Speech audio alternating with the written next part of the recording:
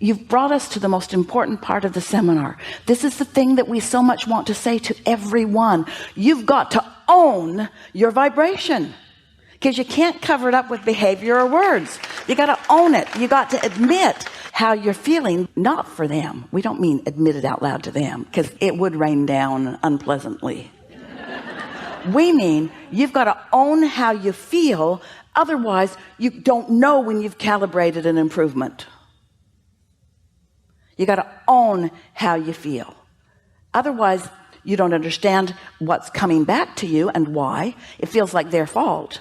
When you have the misunderstanding that there's assertion going on and that you're being criticized unfairly and unnecessarily, then you just withdraw more and more and more and more and more and more and more until you come to this place where you said to us, I don't even know what I want.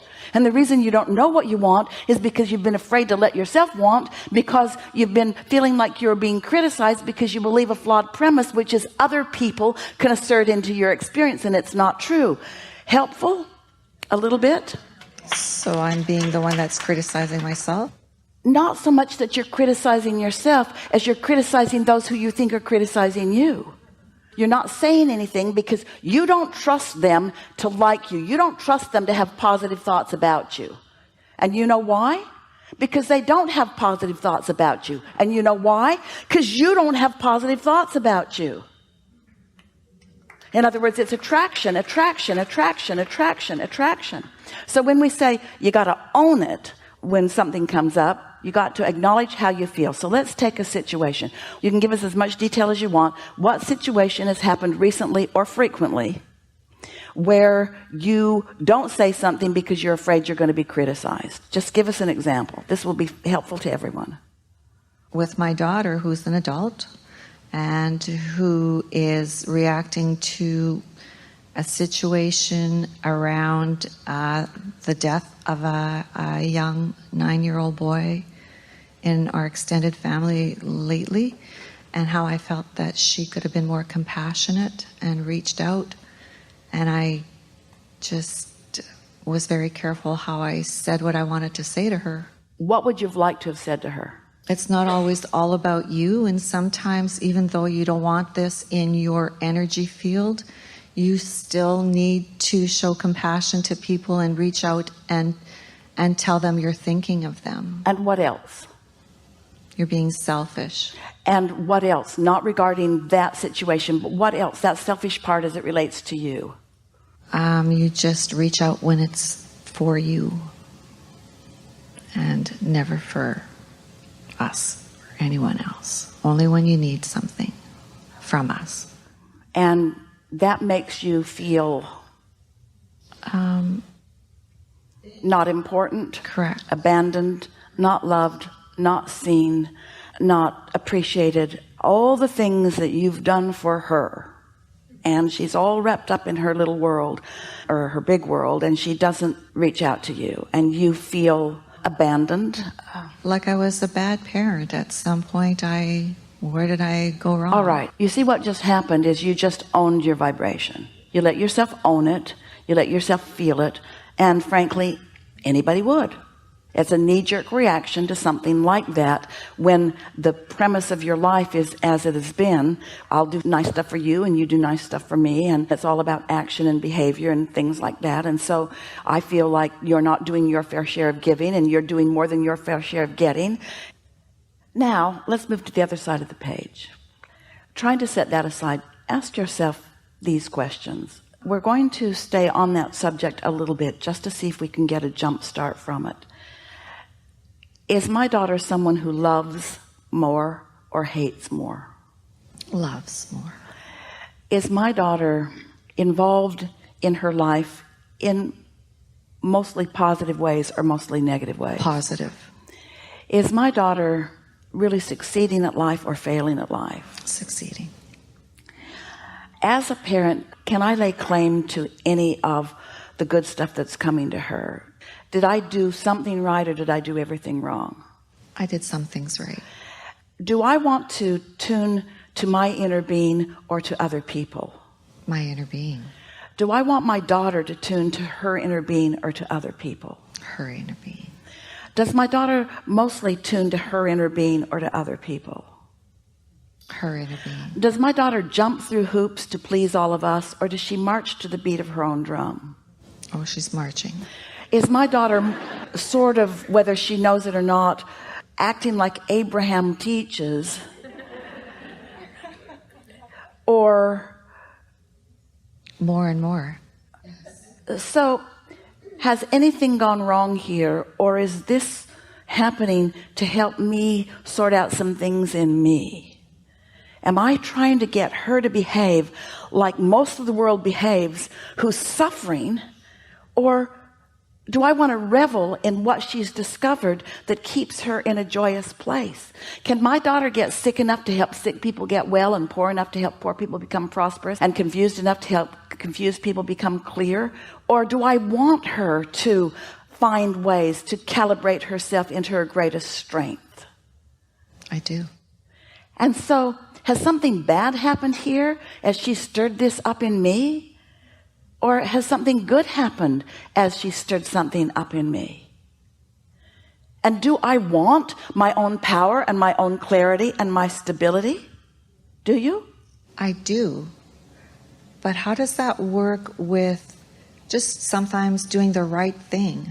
So what's been confusing you is that when you're doing what the world has taught you is the right thing and it doesn't feel good, and your daughter is doing something different than what the world does and it does feel good, you're grappling with, is it really the right thing to feel good? Shouldn't I be suffering like everyone else? Shouldn't I be holding myself back?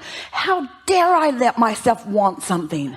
I should not let myself want something. This has been a really good conversation. Really good conversation. And with all of that, still you managed to get yourself here. It didn't feel right. You were there last week. You dragged yourself here again. You calibrated enough that you lighted up your questions so strong and your willingness so ready. And we've had a conversation that is world changing because you've tapped into how almost everybody feels in some way, you see. And you've found a way to free yourself, to allow yourself to have more fun. You see, we're not for a moment asking you not to do all you can to uplift and help others. We're not asking you to stop with your action and not help. We just want you to get your priorities straight and understand that if you don't tune into source, you got nothing to give. If you don't tune into who you really are, you're not tuned in if you're not happy, if you're not joyful. And isn't that interesting? So this is the most wonderful conversation that we've just had, because what you just explained to us, now we can explain easily back to you. Your daughter connected with source often, and you calling her selfish for it, because so much of the world doesn't understand. They think that sacrifice is the right thing to do, and suffering is the right thing to do, and joining those who suffer is the right thing to do. But here is just a little bit further. Do you know why you feel negative emotion at all? Because your inner being will not calibrate downward to your suffering. If your inner being was suffering with you, there'd be no separation between you and your inner being, and you'd have no negative emotion. Your inner being will not join you in your suffering, and yet you want your daughter to join others in their suffering. You see what we're getting at? You're getting this, you see. I am. There's only one way out of this, and that's to let yourself be joyful. You just got to decide it's okay to feel good and stop pinching yourself off from the things that feel good, because somebody in your little cloistered environment might scowl in their ignorance and misunderstanding of how the universe works.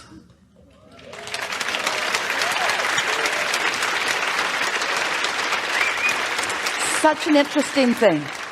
So many people would say, I want to be rich, but they hate rich people. Contradiction going on. But what we're getting at is, you want to be happy, but when you see someone being happy, when you don't feel happy, it doesn't seem like they should feel happy. They should feel bad with you. And we say, you have trained one another pretty well. You've trained each other to calibrate to you, because you throw fits and you're their boss or you have some leverage over them, so you can train people to calibrate down. You can manipulate through behavior, and you can get a whole lot of people to calibrate down. But the babies are born, they're hard to train down. They're soaring, you see. And that's the way it's supposed to be for you too. There's such an influx of pure positive energy always coming in.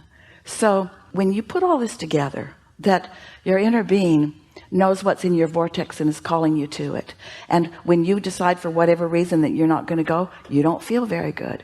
You don't want to adapt to not feeling good, you see. You want to adapt to feeling great. It's good to feel good. It's normal to feel good. When you feel elation, you know, when goosebumps come over you, when you have a thought that feels so good, that's you calibrating to who you really are, and the whole of you having this moment together. But when you're out here on the bleeding edge, where you're letting the influence of others, those people are in two groups. They're either under the influence of source or they're under the influence of something else. What group do you want to be part of? As you calibrate yourself and meditate yourself and positive aspect yourself, because you care about feeling good. You care about feeling good. You want to feel good. You sat here and said, I don't know what I want. You want to feel good. You want to feel good so much that you've done everything in your power to manipulate yourself into feeling good, and it just doesn't work that way, you see. Yeah. Nice to know, isn't it? So now what are you going to do about it? What are you going to do? Good question. Well, we know one thing for sure. Next time your daughter is selfishly happy, you'll be more likely to revel than criticize. You're going to be different next time in that. You're going to understand more clearly. And that's probably enough. Yeah, really good. Really good. Really good.